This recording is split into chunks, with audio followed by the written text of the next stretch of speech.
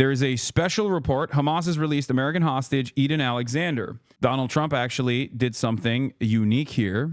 And after cutting talks with Israel and going directly to Hamas in the past, they did it again. Donald Trump and his team actually said, Israel, you are a major setback in these ceasefire negotiations. So fuck you. We're going directly to Hamas. And they did that, just like they directly went to the Ansar Allah movement to cut a side deal and a ceasefire with the Ansar Allah movement. If you recall, if you are fans of drop site news, as I am, and there is a lot of importance in being able to talk to Houthis directly and being able to talk to Hamas directly, being able to talk to Hezbollah and Palestinian Islamic Jihad directly. So shouts out to the drop site boys for constantly doing incredible coverage on that front. If you remember their reporting on the matter, the Ansar Allah movement told drop site news in an interview that they would stop blowing up American ships and attacking American naval vessels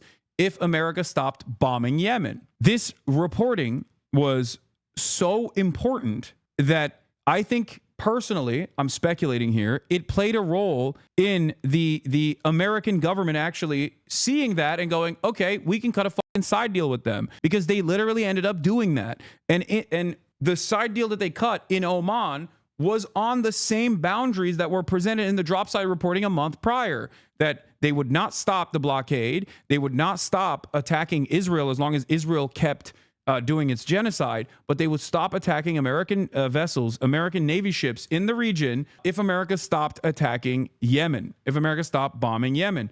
And they did that. They cut a side deal with the Ansar Allah movement. And then Trump famously came out and said, Houthis are so brave. They're so courageous. They're so strong. I love them, right? After that, a similar pattern is emerging with Israel. The Trump administration, if you recall, had actually sidestepped Israel a couple months prior. They had another guy. I forget his name. What was the guy that talked directly to Hamas and Israel got him cut out? I forget his name. He was like a Trump envoy that basically went directly to Hamas and had a conversation directly with Hamas. Adam Baylor, thank you, Muslim monk. Thank you. Adam Baylor was the one who famously talked to Hamas and then went to American news and straight up was like, hey, these guys are not f***ing animals. Like, they're human beings. We can talk to them. And Israel lost their f***ing minds because the Trump administration a couple months ago, if you remember, was using this one guy, Adam Baylor, to directly talk to Hamas to release Edan Alexander, who is a New Jersey resident with a dual citizenship. He's an Israeli American who was captured on October 7th. He was a soldier. He's a prisoner of war. He was a part of the IDF and he got captured. And the Trump administration wanted to cut a side deal with Hamas to release him months ago. And Adam Baylor even went as far as to say, we're the United States. We're not an agent of Israel, right? And this frustrated the Israeli authorities so much that they basically backpocketed him. They cut him out. They were like, how dare you do this? How dare you communicate with Hamas without our go-ahead? How dare you communicate with Hamas without us? Well, it turns out Trump is done and cutting side deals with Hamas again. And the culmination of that side deal has unfolded in the release of Edan Alexander, the New Jersey resident, dual citizen. In the lead up to this actual negotiation with Hamas that Israel took no part in, by the way, Steve Witkoff openly said and wanted to leak to the press these statements. This is important. He wanted these statements to be heard by press. Steve Witkoff says the U.S. wants to return the hostages, but Israel is not ready to end the war. Israel is prolonging the war, even though we do not see where further progress can be made. The Trump administration knows very well that Israel is making this war last forever in order to keep Netanyahu in power and continue the genocide. Israel has lost Trump. Now, I don't think Israel has lost Trump entirely. I think that who knows what might happen. Miriam Adelson might actually make a phone call to Trump and be like, cut it out. What the fuck are you doing? You know, I gave you so much money, you asshole. Having said that, Trump is, one, hard to work with and gets frustrated fast when he feels like he's being manipulated. And obviously that classic Israeli arrogance and entitlement, you know, he's only going to take so much of that until he goes, shut the fuck up. You're up the bag for me. He came into office saying he was going to end these wars. He's not getting the response from Ukraine and Russia because Russia is a foreign adversary that is also manipulating Trump. But he has a lot more power and a lot more motion over Israel, which would not be able to conduct these operations without America's go-ahead, without America's munitions. So I think he looks at the situation, he looks at all the fucking chaos unfolding around the planet, and he goes, well, this is an area where I can actually put my fucking weight down. I can actually put my foot down. And in the process, I think the Netanyahu administration annoyed him so much that he was just like, okay, we're going to do it ourselves then. And I think this was a big deal. This was a very big deal because it once again showed how much power America has. Because guess what? When America says we're talking to Hamas directly and we're extracting an Israeli American, and there are certain concessions that are going to take place in the process, Israel has to entertain that. Israel can't just go, no, you can't do that. As opposed to when France would try to do some shit like that, Israel could tell them to f off. Whereas they can't do that to the United States of America. And Biden had that power too. Never forget that. That's why I was so goddamn frustrated with the Biden administration lying at the behest of Israel, making it seem as though Biden was like having a stern talking to with Benjamin Netanyahu and that Netanyahu was not playing ball. Yeah, Netanyahu doesn't have to play ball. You can take the ball away. You are the United States of America. So ironically enough, they basically lost one of their biggest allies in the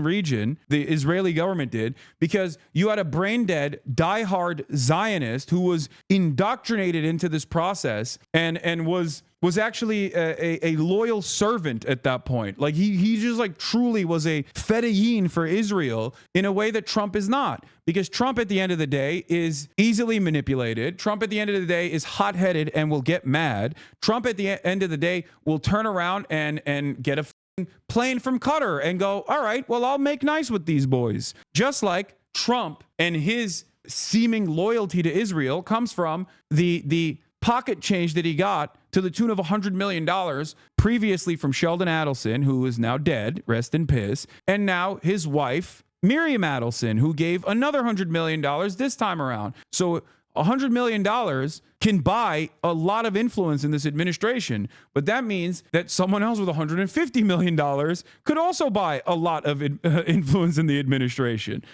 I think it's important that this deal happened because it basically shows the depravity of the Israeli government. It shows the depravity of the Israeli government to the Israeli society as a whole. It shows Israelis that wanted to release these hostages because they want their family members back, that like this administration has no interest in this whatsoever. So this basically lights a fire under the asses of everybody that is involved in this process to be like, what the fuck is Netanyahu doing? This war cannot go on. And that they're too invested in death and destruction and not invested in like actually bringing back hostages when America can seemingly do so. And in the process, the Israeli government has said, we need to detox from American security arrangements. No, the you won't. Suck my dick. Here's senior fellow of Carnegie Endowment, Aaron David Miller, who had this assessment, and I kind of agree with it. A pattern is developing here. Trump outreach to Hamas twice, Houthi ceasefire and Iran negotiations, all uncoordinated with Israel, with the possible exception of Bush-Baker. All previous Republican Democrat administrations coordinated closely with Israel. No daylight policy.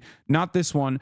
Fascinating. Now, I don't know. I'm still very skeptical about this process. I will say personally that it's not a no daylight process. Maybe I'm too suspicious of Israel and how much power Israel has had in American foreign policy in the Middle East in the past, that like one man like Donald Trump is not going to be able to completely roll that back. But at the very least, the Trump administration is seemingly not shying away from demonstrating a direct separation from Israel on a lot of these issues. Do you see what I'm saying? How does this administration's collaboration with Hamas converge with the administration's contempt for pro-Palestine protesters? Brother, they're not like pro-Hamas, but I do think that Israel is such a fucking arrogant and such an entitled ally that yes, Hamas, that it even gets these people to see Hamas as the more reasonable, more restrained party because of Israel's behavior. Do you not understand? They're not pro-Hamas, but even they understand, like, yeah, we're going to probably get a better deal from Hamas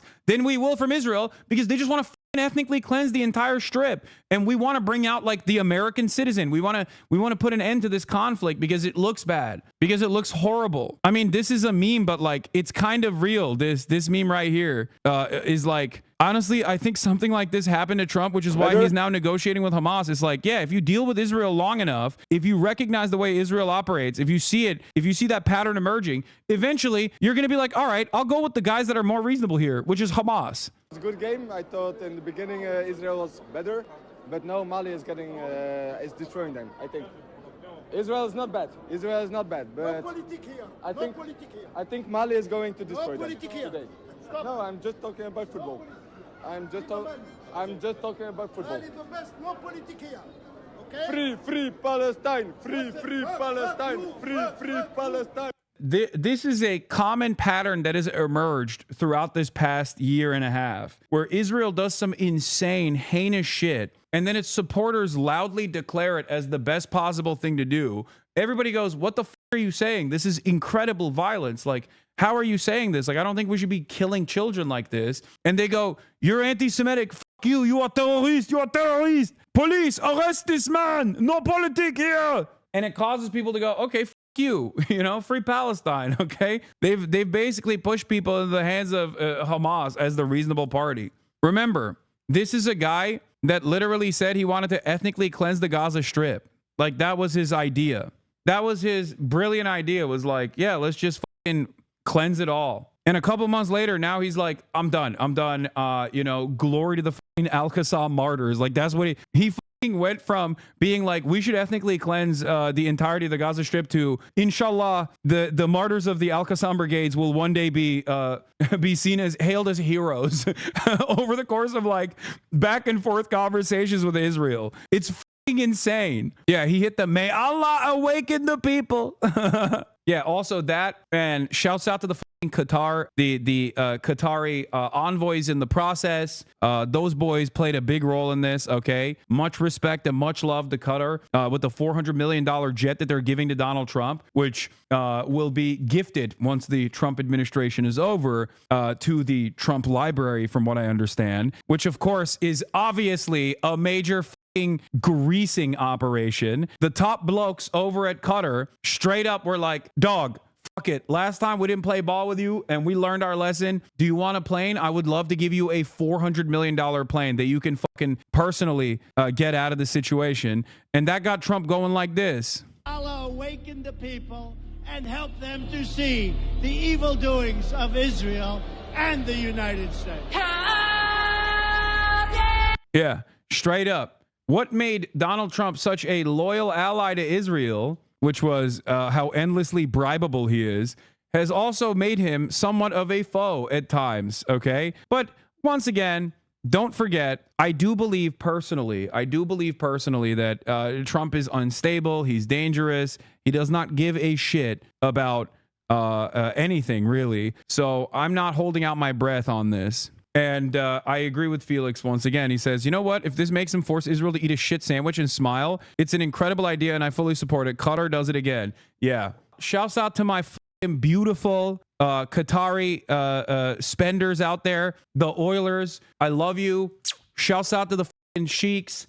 Mwah. Good job. Keep it up. Keep greasing those goddamn wheels. Okay. Keep it up, baby.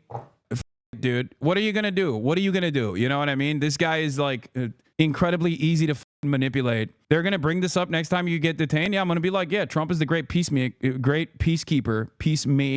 and I love him. Does this news change your views on who would have been better on this issue, Kamala versus Trump? Again, I'm not holding my breath on this, okay? Does this change so far? Both yes and no. Once again, we don't know where this will go. I do not know what Trump will do. But yeah, I don't give a who does it. Just end the genocide. Exactly. That's how I feel about it. That's where I'm at on this. The Hamas statement shows how different Witkoff is being compared to the Israelis. Yeah, we'll talk about that in a second. While Biden earned, Matthew Petty says, Biden was incredibly effective at his actual goal, buying Netanyahu infinite time for the war, but that required Biden to pretend to be hapless. Matt Duss, by the way, is executive vice president at CI Policy, and he is Bernie's former foreign policy advisor for Bernie Sanders, and Center for International Politics is policy is like a anti-war hawk think tank basically, and they do pretty good work. Matt Duss says it's really something to watch Trump handle Netanyahu more effectively than the alleged foreign policy expert Joe Biden did, and this is true. So far, he's been able to implement a ceasefire, and also on top of that, he's been able to basically cut a side deal and piss off the Israeli administrators in the process, and is not afraid of stepping on toes in that regard. And I think that's ultimately a good thing. In any case, this is from the Edan Alexander brigades released a captured Israeli soldier Edan Alexander, a U.S. citizen, a short while ago, following contacts with the U.S. administration. This comes as a part of the efforts being made by mediators to achieve a ceasefire, open the crossings, and allow aid and relief to reach our people in the Gaza Strip. The reason why Hamas did this was because they wanted to do a show of good faith to the Trump administration, because the Trump administration was willing and able to talk to them separately from Israel. This is the reason why they did this. So if you're asking, like, what was the purpose of this? Like, Israel is still not allowing aid in. Israel's not allowing this. Israel's not doing anything. And Israel has said over and over again that we're not going to change course here. We are in the business of ethnically cleansing the Gaza Strip. They have openly said it at this point, time and time again. You don't have to read the tea leaves, okay? You could just listen to Benjamin Netanyahu, who says, we do not give a for the hostages. Hostages are low priority. The highest priority is cleansing the Strip, making it unlivable. Everything that we have said, everything that I have said for the past 15, 16 months, these guys are now openly stating. Israeli Prime Minister Netanyahu at the Knesset Foreign Affairs and Security Committee, the Gazans we remove will not return. They won't be there. We will control the place. There is no other war target. Any other target is just bluff. He has openly stated this. His only goal is to ethnically cleanse the Gaza Strip. They are saying it actively. They're saying it openly. They're saying it in real time.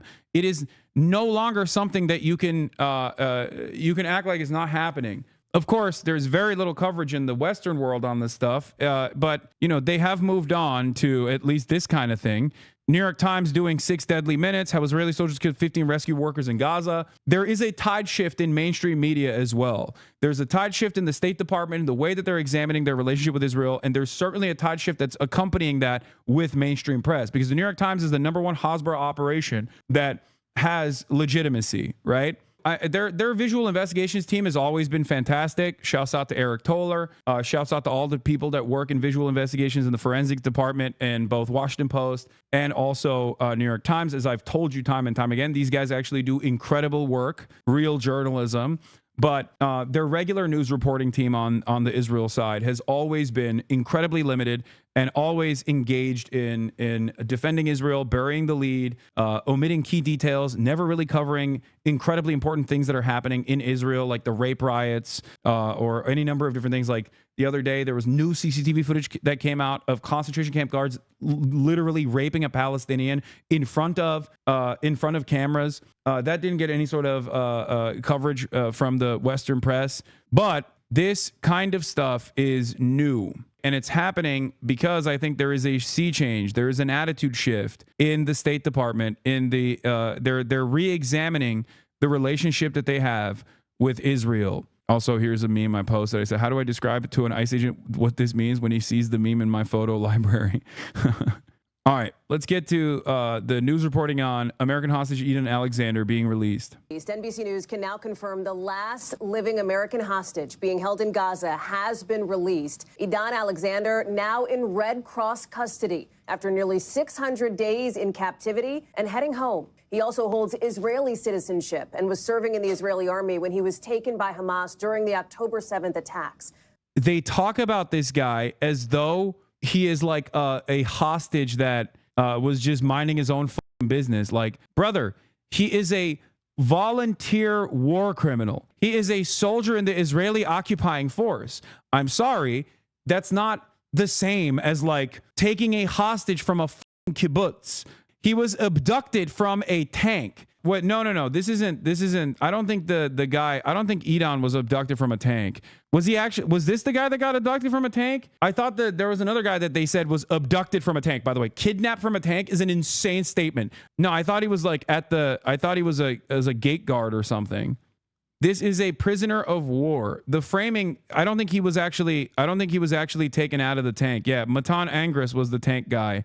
This guy, hostage Matan Angris, decided in April to release the video of his abduction from his tank. You cannot be abducted from a fucking tank, dude. You're in a goddamn tank. You can't use the term abduction when talking about a dude in a fucking tank. That's not a kidnapping. That is a prisoner of war. That is a legal prisoner of war. But this is not that guy. This is a different guy. He was also a volunteer, okay? He grew up in New Jersey and volunteered to join the Israel Defense Forces out of high school and was reportedly serving near the Gaza border during the attack. Yes, he was a prisoner of war. He was captured from a concrete outpost near the Gaza wall. Exactly. So the idea that this guy was poor guy, civilian, these Hamas rapists like barbarically kidnapped him is ridiculous. Words mean things. You know what I mean? Hamas released him in Adidas. First image of Hamas handing over hostage Edan Alexander to the Red Cross. This relates to how language is used to describe hostages versus prisoners. Yeah. Co-host of MSNBC's The Weekend, primetime Catherine Rampel, asked Pulitzer Prize-winning Palestinian author Mossab Abu Toha if he would like to clarify a Facebook post he wrote months ago about the Israeli soldier Emily Damari, who was captured by Palestinian resistance fighters during the October 7 attacks. Damari, recently freed, had expressed outrage at Abu Toha's Pulitzer. In a letter to the Pulitzer board, she wrote, "He posted about me on Facebook and asked, how on earth is this girl being called a hostage?" Abu Toha, a poet and survivor of the Israeli detention, was awarded the Pulitzer Prize for commentary for his dispatches from Gaza in The New Yorker, chronicling life under bombardment and siege. His recognition marked a rare acknowledgement of Palestinian narratives in U.S. media. Yeah, I'm sorry. You are a f***ing soldier. You are an illegal enemy combatant participating in an exterminationist government's genocidal policies. You getting kidnapped is out of the question. You're not kidnapped. You are a prisoner of war in that process. If we can't consider Israeli occupying force soldiers to be enemy combatants, that when they get actually detained, we don't think about them as prisoners of war, what the f are we doing? Also, this guy is awesome.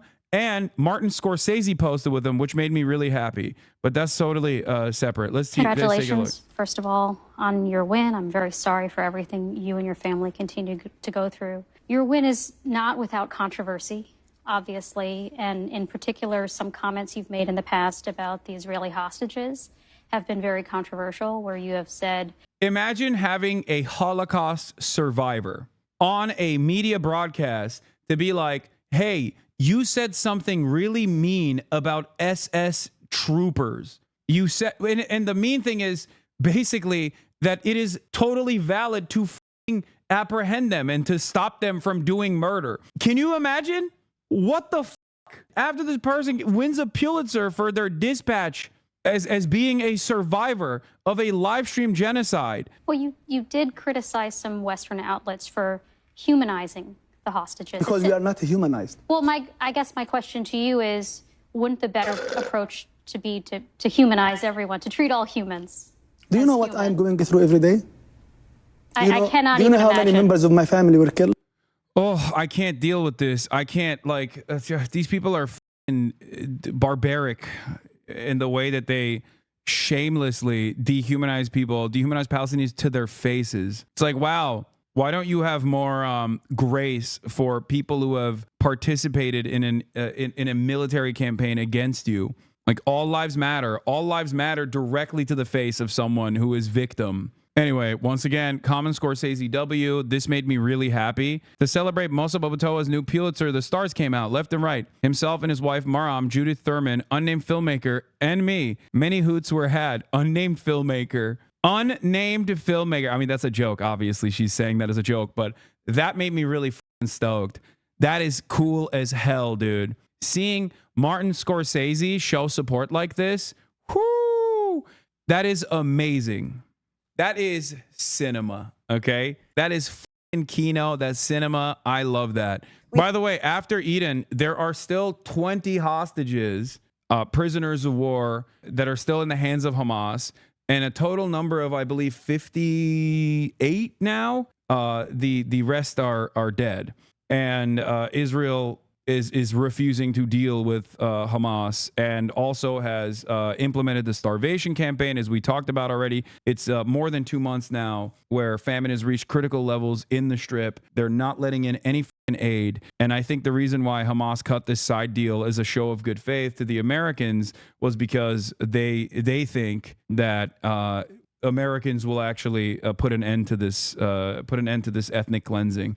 Hopefully they're right. All right, let's get back to Edan Alexander now. Hamas is believed to still hold the bodies of 4 Israeli Americans. Cheers erupt in New Jersey, Hala, and in Israel, where you are. We expect to see this handover occur any minute. Right. We understand that the Red Cross and Red Crescent convoy carrying Edan Alexander Halle is now on its way out of the Gaza Strip. From there, Edan will be transported to Re'im Air Base via chopper, and he will be meeting up and reuniting with his loved ones, Yael Alexander, his mother, as well as his father and other family members in that air base.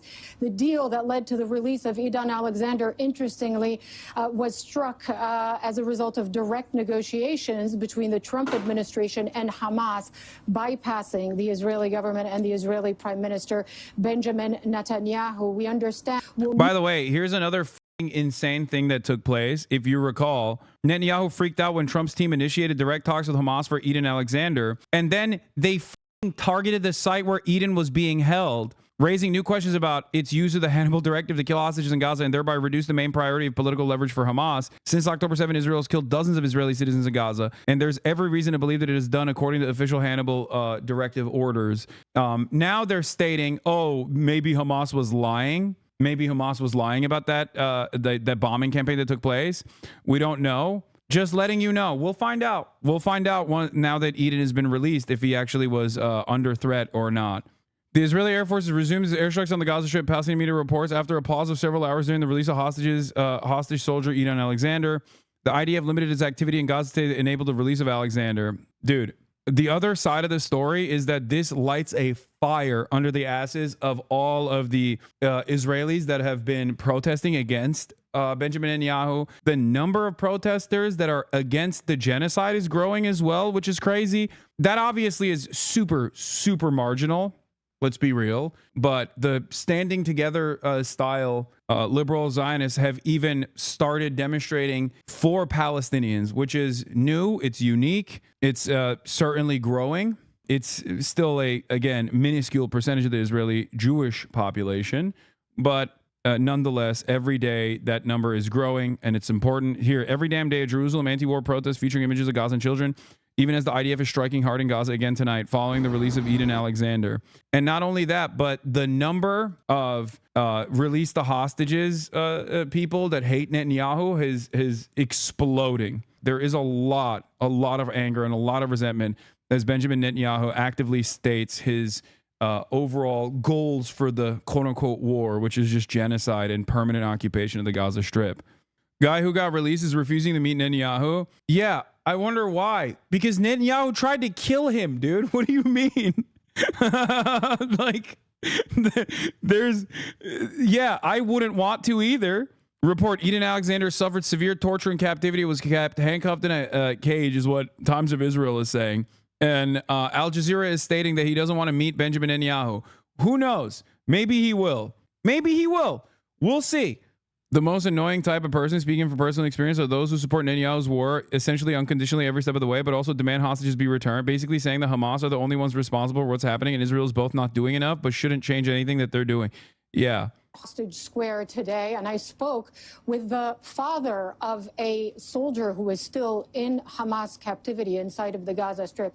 And family after family has been telling us that they want President Trump to put pressure on Benjamin Netanyahu because they believe, many of them, that Benjamin Netanyahu, the Prime Minister of Israel, is restarting this war for political and not strategic reasons, that he believes that if he stops the war, the extreme right-wing members of his coalition government will abandon him and his government will fall, and he will have to face some of these legal problems and criminal trials that essentially threaten his political career and, in fact, his freedom, if indeed he is not in power anymore. And so that is kind of interesting that you have this timing. Is it? They've been saying that. What's interesting is now you're covering it, American news. It's not interesting that Israeli society's been saying that. They've written letters in the last ceasefire negotiations, there were hostage family members that wrote direct letters that were reported in Israeli media and got very little coverage in American media that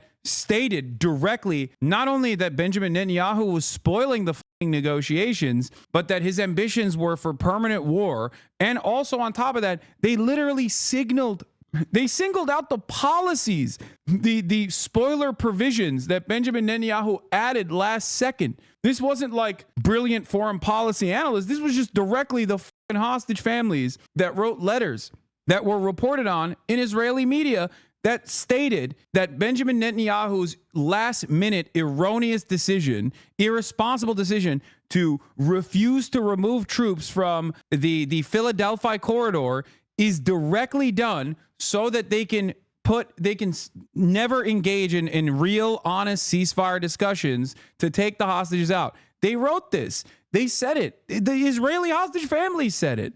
It's not new. It's not unique. It's not shocking.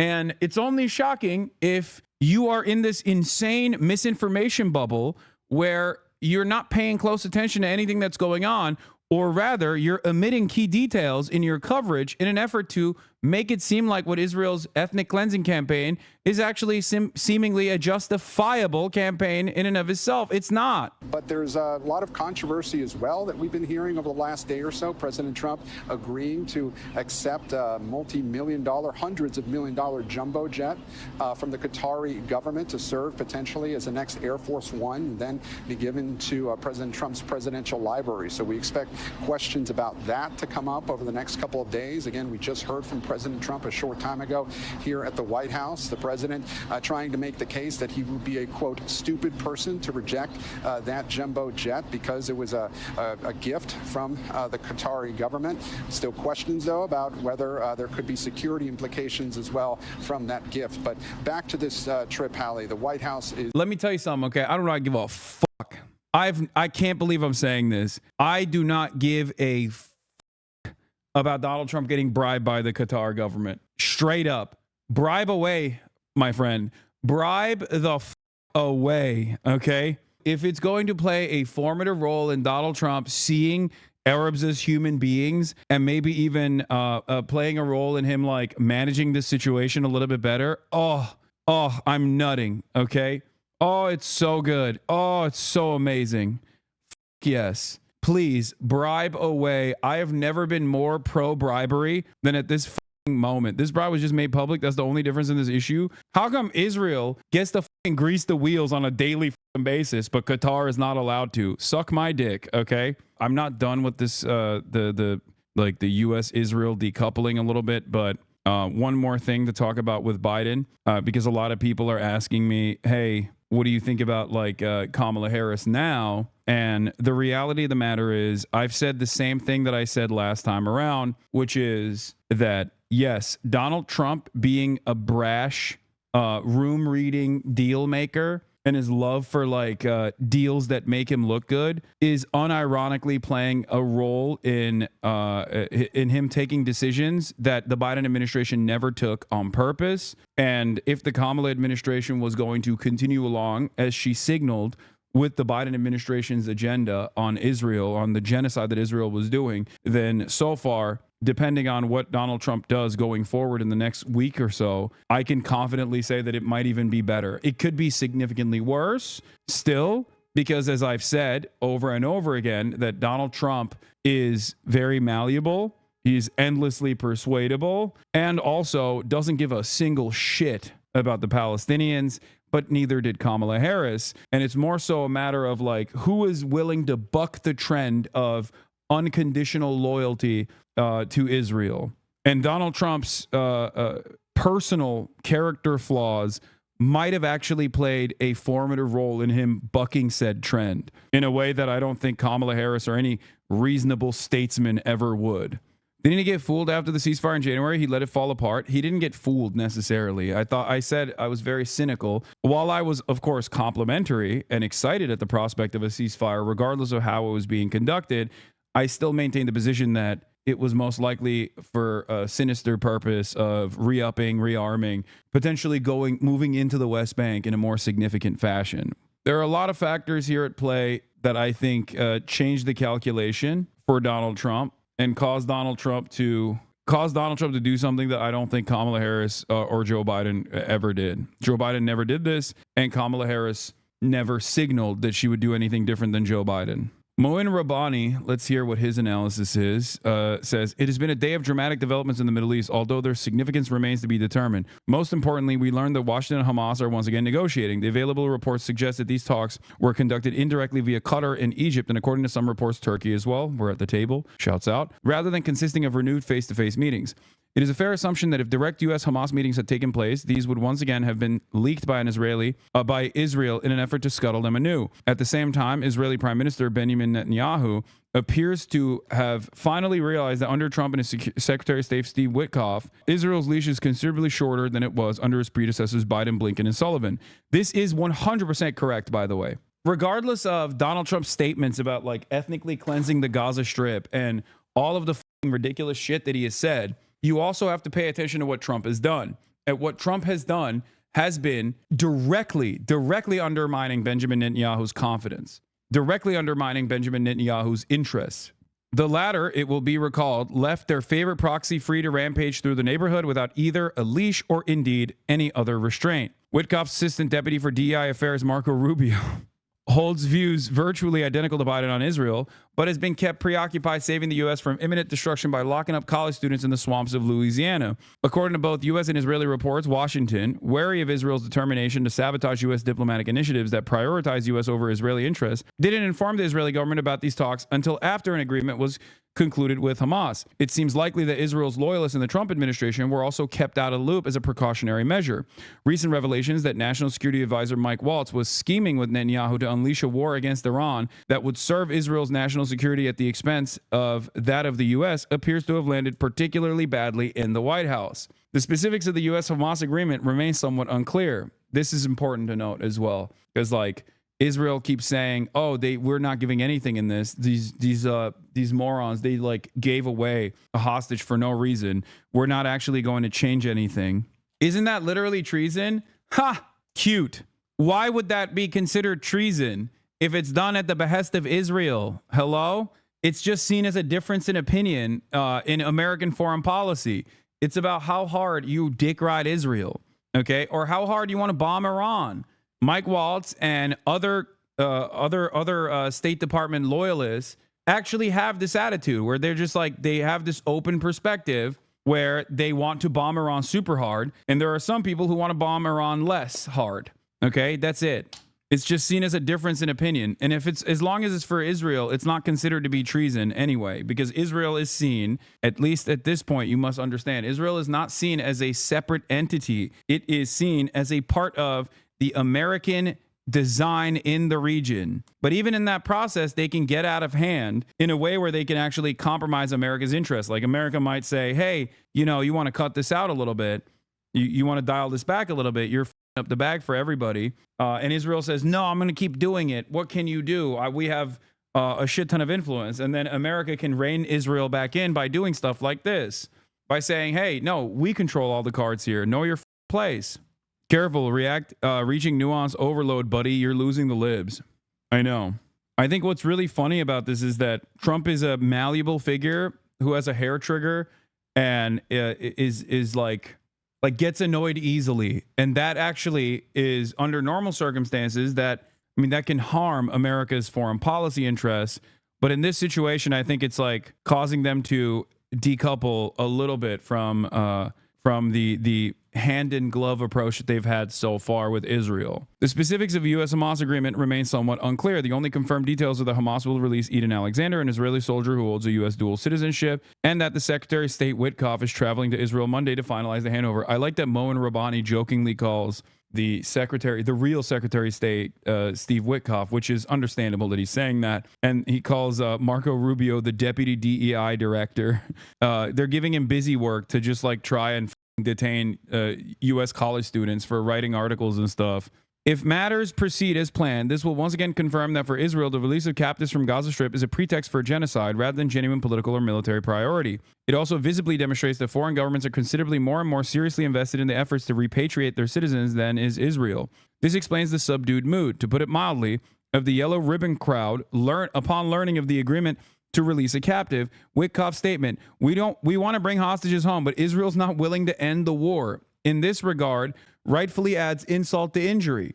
Steve Witkoff having that honest moment and stating, we are genuinely interested in bringing the hostages home, Israel is not, is significant, especially when he says that American media has to report on it for once. Jesus Christ. Neither Washington nor Hamas have confirmed any of the agreement's other reported details, apart from a limited suspension of hostility so that Hamas can safely hand over its captive. Hamas's statement that it's releasing Alexander is a goodwill gesture, and statements by Trump, Witkoff, and U.S. hostage envoy Adam Baylor that the release is being conducted in good faith would appear to confirm that, formally at least, the Palestinians are receiving nothing in return. What they're receiving instead is direct talks in Qatar with America. Israel was not even interested in coming to the table until recently. Once this happened, now Israel is sending an envoy to Qatar to restart the agreements, to restart ceasefire talks. Why are they doing this? Because they don't want to let America cut a deal without Israel at the table. They're gross pieces of shit. That's the reason why Edan Alexander was released today.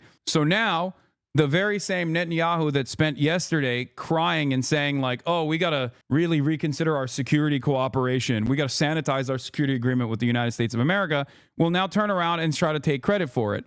Netanyahu is claiming credit and saying, oh, we played a role in this. Meanwhile, he never actually played a role in this. He literally actively undermined this deal from happening. Don't forget.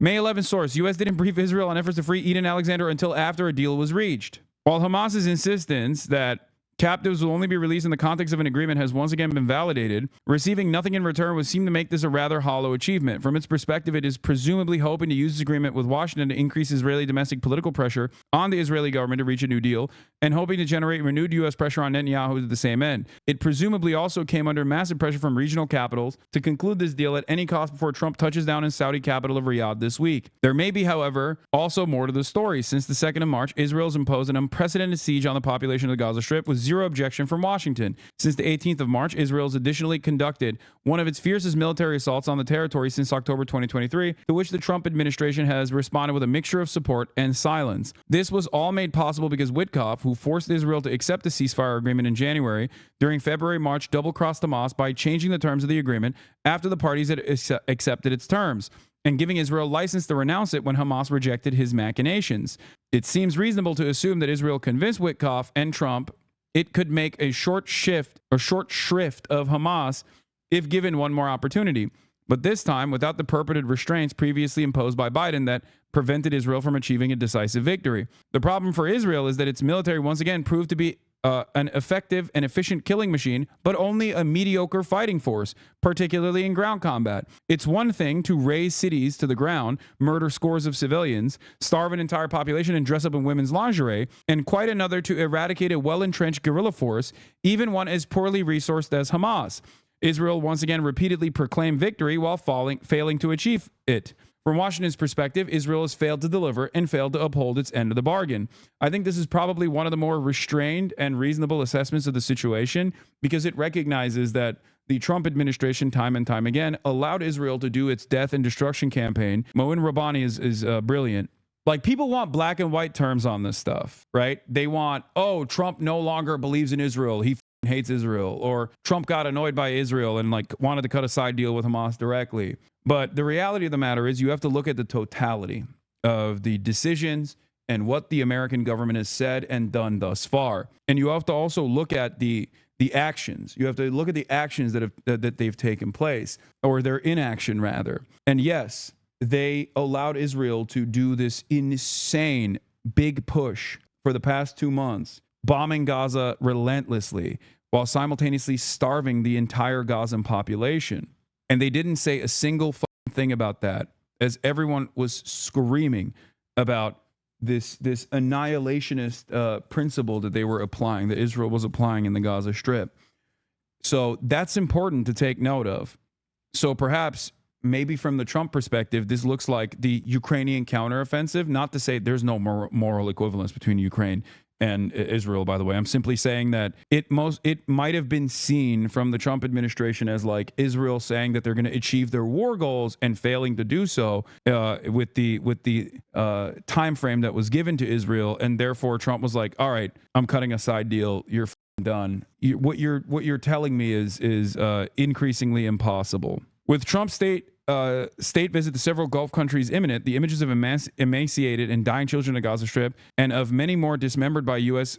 Supplied high explosives on a daily basis needed to be addressed. That's where the agreement with Hamas came in. In this context, reports that Witkoff intends to resurrect the January agreement may well be credible. It is certainly plausible that Hamas received informal U.S. assurances to this effect, and plausible such assurances, if indeed provided, will prove to be worthless. The problem is that this could all prove a repeat of what we experienced in January, February of this year. This is a real fear. This is why I'm skeptical as well, where they come back and they say, oh yeah, we want a ceasefire actually. We're going to get Israel to the table. We're going to get Israel to do a ceasefire, and then tell them, all right, go kill as many people as you want. We don't give a shit. That is a real fear here. I think that's a understandable and reasonable fear to hold on to in this situation. Back then, Trump forced the ceasefire down Netanyahu's throat, not as a part of a diplomatic strategy to end Israel's war, but as a temporary fix to ensure smooth inauguration, highlighted by a political achievement Biden had been too timid to secure.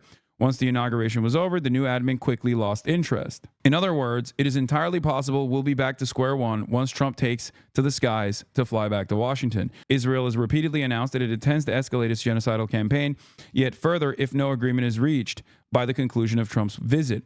It will therefore be only a matter of days before we learn whether Trump and Witkoff will permit Israel to make good on its intention to prevent any new agreement so that it can escalate yet further. If Washington calls the Israeli offensive off, it would be a sign it's finally serious about bringing this horrific ordeal to an end. So we have to sit and wait for the conclusion of Trump's Middle Eastern trip to see if Israel will go full-scale bloody murder, final solution, and ramp up its final solution, which has been doing, or whether or not they will dial it back. And then that will mean that Donald Trump is actually serious. The Trump administration is actually serious about scaling back Israel's atrocities. Trump's tea leaves are particularly difficult to read given the erratic and impulsive nature of the man. But in contrary to January, his relations with Netanyahu have clearly deteriorated, and Arab states are, since Trump's unveiled his harebrained Gaza Riviera proposal, more engaged than at any point since October 2023. Not much more, but enough to place it on Trump's radar. Israel's challenge is that Trump's Arab host can offer Washington a panoply of benefits, while Israel can do little more than to pay for the many billions of freebies it receives from U.S. on an annual. Not an ideal position to be in with a proudly transactional administration. The glass is both half full and half empty, while overflowing with Palestinian blood. Call me a cynic. I think he's going to get his plane, get his one hostage to try and help his ailing approval ratings, and then he's going to let Israel do whatever he wants and pick at what's left of the bones, i.e. the Riviera of the Middle East. Potentially. There's also the depravity of Gulf states here as well that you need to calculate, that you need to remember. The Gulf states and their leadership do not care about the Palestinians. They care about deal making. The only reason why they ostensibly care about the Palestinians is because the Gulf state populations, the Arabs living in the Gulf states, do care about the Palestinians. But I do like that E.L. Jacoby is pissed. The people who obsess over AIPAC every day are suddenly silent on this. I support President Trump, but if this report is true, I'm deeply disappointed. Qatar isn't an ally. They're jihadists in designer suits who helped 9/11 masterminds evade U.S. justice. Here's what I don't understand. Like, Saudi Arabia is a valuable ally to Israel. They literally did 9/11. You know what I mean? I don't see you having this kind of smoke for Saudi Arabia for some weird reason, you know? Also, whenever people try to play fast and loose with FARA designations, remind them that the reason why the Israeli foreign contributions do not show up in the same way that foreign lobbying money shows up for Qatar, for example, is because Israel doesn't have that FARA designation. Pro-Israel groups can operate inside of U.S. boundaries without registering as foreign agents. That is the reality. Whereas Saudi Arabia, Qatar, and every other country has to register as foreign agents. Now, some people play fast and loose with that designation. It's common practice in D.C. to not register as a foreign agent while still working at the behest of foreign governments. They do it all the time. And you know, sometimes they even get popped for it. The first for a U.S. in recent memory. One Trump advisor described Trump's treatment of Netanyahu as one notch above his White House meeting with Zelensky and said influential MAGA voices have worked throughout the spring to resist efforts by pro-Israel lobbying groups and neoconservative Republicans to install Iran hawks and others seen as overly sympathetic to Netanyahu in key national security posts. From the Washington Post, Trump repeatedly bypasses Netanyahu's stoking display among Israelis.